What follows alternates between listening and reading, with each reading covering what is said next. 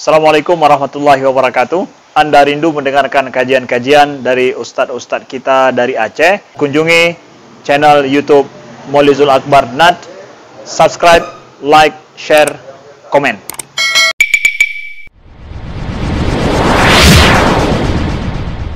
Beragama itu kadang-kadang disuruh berfikir, bertadabbur, tapi ada kalanya tidak perlu berfikir, cukup taat. Cukup taat.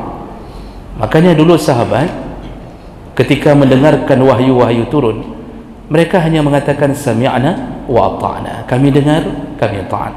Mereka tidak memikirkan hikmah, tidak pikir hikmah. Jadi nggak perlu mencari hikmah kenapa diharamkan babi. Itu nanti urusan kedua. Taat dulu, karena yang datang dari Allah, datang dari Nabi, pasti kebenarannya. Agama yang datang dari Allah dibawakan oleh Nabi, pasti kebenarannya.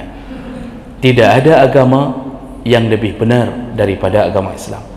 Jadi kalau kita sudah yakin bahwa kalam Allah itu benar, maka semua yang Allah katakan wajib benar. Allah yang mengatakan wa may yabtaghi ghairal islami dina fala yuqbala minhu. Yang mencari agama selain daripada Islam tidak akan diterima oleh Allah sama sekali. Dalam ayat lain, innad dina indallahi al-islam. Agama yang terbenar hanya Islam, hanya Islam. Makanya oleh karena itu sekaligus kita ingin mengingatkan kembali menjelang malam tahun baru ini, jangan buat keraguan-raguan dalam hati kita seakan-akan ada agama lain yang lebih benar, atau paling kurang ada agama yang juga benar.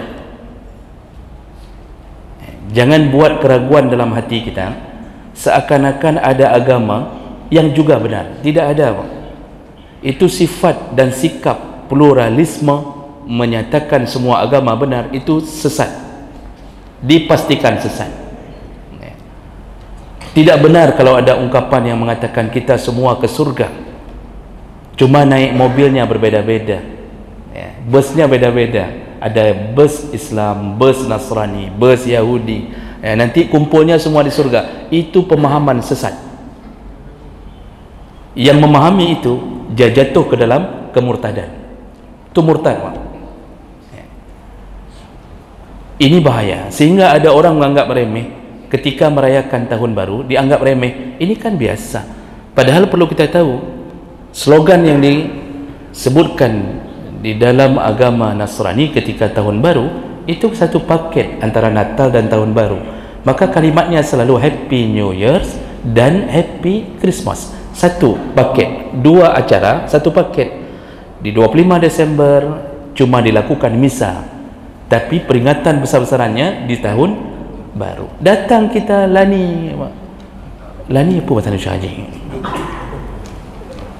Kita ini kebablasan, tidak tahu mana aturan. Kita pun ikut-ikutan.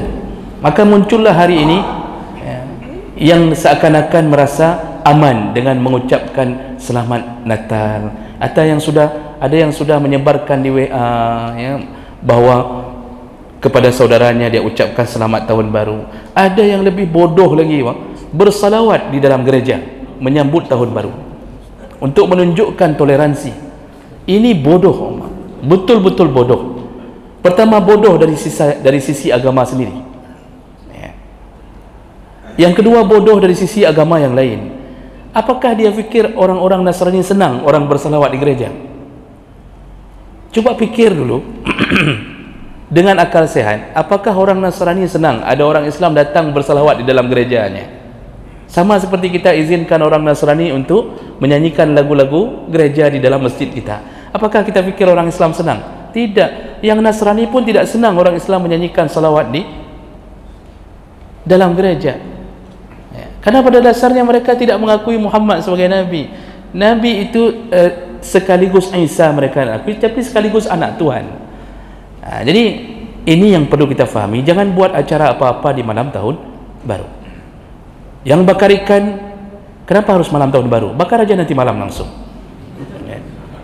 Jangan khususkan seakan-akan ada peringatan khusus. Dan tidak perlu ada acara yang dibuat secara Islami seakan-akan memperingati tahun baru itu ada suruhan untuk ada zikir khusus, tidak perlu berarti kita ada sesuatu yang kita ingin besarkan. Santai saja, lewati malam itu seperti malam biasa, tidur saja jam 9, tidak perlu tunggu jam 00, Pak. Ini ada yang tunggu jam 00 ini. Sudah siap-siap, anak-anak remaja ada yang sudah siap-siap kumpul di mana, bakar ikan, tunggu jam 00, begitu jam 00 lepaskan mercun. Ini perlu difahami, itu bukan hanya sekedar tahun baru, itu ada sangkut paut dengan kepercayaan, yaitu merayakan hari kelahiran Tuhan Yesus.